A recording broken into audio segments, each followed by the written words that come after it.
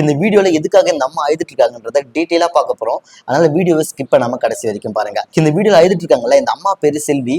இவங்க கள்ளக்குறிச்சி மாவட்டம் சோரசூலூர்ன்ற இந்த பகுதியில வசிக்கிறாங்க. இந்த செல்வின்றவங்களுக்கு அவங்களோட கணவர்ன்றது ஏதோ ஒரு ஆக்சிடென்ட் மூலமா இறந்துட்டு இருக்காரு. இந்த செல்வின்ற இந்த அம்மாவுக்கு பாலமுருகன்ற ஒரு மகன் இருக்காரு. அவரும் பல் மருத்துவரா வேலை செஞ்சுட்டு இருக்காராம். இந்த செல்வின்ற இந்த அம்மாவும் பாலமுருகன்ற இந்த பல் மருத்துவரும் சேர்ந்து அவங்களோட ஹஸ்பண்ட் அண்ட் அப்பா ஞாபகமா அங்க ஒரு இயற்கை பண்ணைன்றது அமைக்கிறாங்க. இயற்கை பண்ணையா கூட சேர்ந்து நிறைய மரங்களையும் அங்க வளர்க்குறாங்க.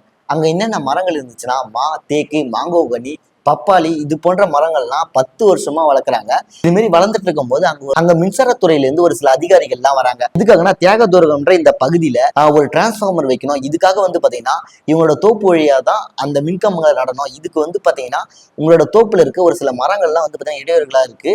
அந்த மரங்களை மட்டும் நாங்க வெட்டிக்கிட்டோமா அப்படின்ற மாதிரி மின்சாரத்துறையில இருந்து வந்த அதிகாரிகள் அந்த செல்வின்ற அந்த அம்மா கிட்ட கேட்கறாங்க. அதுக்கு செல்வின்ற அந்த அம்மா என்ன சொன்னாங்கன்னா, நீங்க பாத்தீங்கன்னா இங்க மின்சார கம்பங்கள் வைங்க. இது பாத்தீங்கன்னா எங்களுக்கு எந்த ஒரு பிரச்சனையும் இல்லை. ஆனா இங்க இருக்க மரங்களை பாத்தீங்கன்னா வெட்ட முடியாது.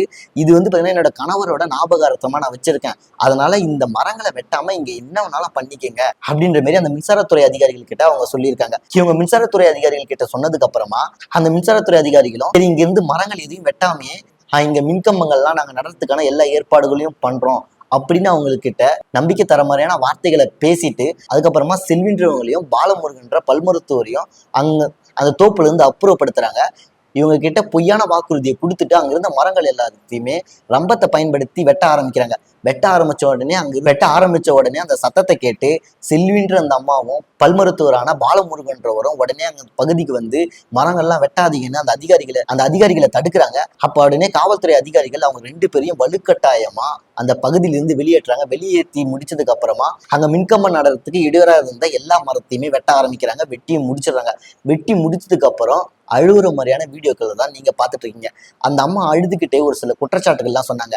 மரம் நடுறதுக்கு கவர்மெண்ட் தான் புது ஸ்கீம்லாம் பாத்தீங்கன்னா சொல்றாங்க. ஆனா அந்த கவர்மெண்ட்டுக்கு கீழே வேலை செய்யற அதிகாரிகள் நீங்களே இது மாதிரி மரத்தை வெட்டினா நாங்க என்னதான் பண்றது? இதுக்கு அதிகாரிகள் கிட்ட இருந்து என்ன மாதிரியான பதில் வருதுன்னா, இந்த மின்கம்பங்கள் அமைக்கிறதுக்கு இடையூறா இருக்க இந்த மரங்களை வெட்டினாதான் இன்னொரு சில ஊர்களுக்கு மின்சாரமே போகும். இதே மாதிரி வேற ஒரு இடத்துல பிரச்சனை பண்ணியிருந்தாங்கன்னா இந்த அம்மாவோட வீட்டுக்கே கரண்ட்ன்றது இருக்காது. அங்க இருந்து மின்சாரத்துறை அதிகாரிகள் எல்லாம் வைக்கிறாங்க. இப்ப இதுல பாத்தீங்கன்னா யார் சைடு தப்பு ரைட்டுன்றதை விட்டுடுங்க. இப்போ பாத்தீங்கன்னா நம்ம நிறைய பாத்தீங்கன்னா இந்த கள்ளக்காதல் கதை இதெல்லாம் பாத்தீங்கன்னா நிறைய கேட்டு ரொம்ப பாத்தீங்கன்னா ஒரு மாதிரி ஆயிடுச்சு. கள்ளக்காதலனுக்காக கட்டண கணவரை கொலை பண்றது, கள்ளக்காதலியா கூட சேர்ந்து மனைவியை கொலை பண்றது, இது மாதிரியான கதைகள்லாம் கேட்டு தன்னோட கணவரை இழந்ததுக்கு அப்புறமா அவரோட ஞாபகார்த்தமா 10 வருஷமா ஒரு மரத்தை நட்டு வச்சிருக்காங்க. அந்த மரம் பாத்தீங்கன்னா வெட்டும் போது அவ்வளவு ஒரு மனவேதனையோட பேசுறாங்க. என்னதான் ஏமாத்துற மனிதர்கள் நிறைய பேர் இருந்தாலுமே இது மாதிரியான ஒரு சில மனிதர்களும் இங்கதான் இருக்காங்கன்றது ஒரு யதார்த்தமான உண்மை. அதனால உங்களுக்கும் பாத்தீங்கன்னா ஏதாவது துரோகங்கள் ஏதாவது நடந்துச்சுன்னா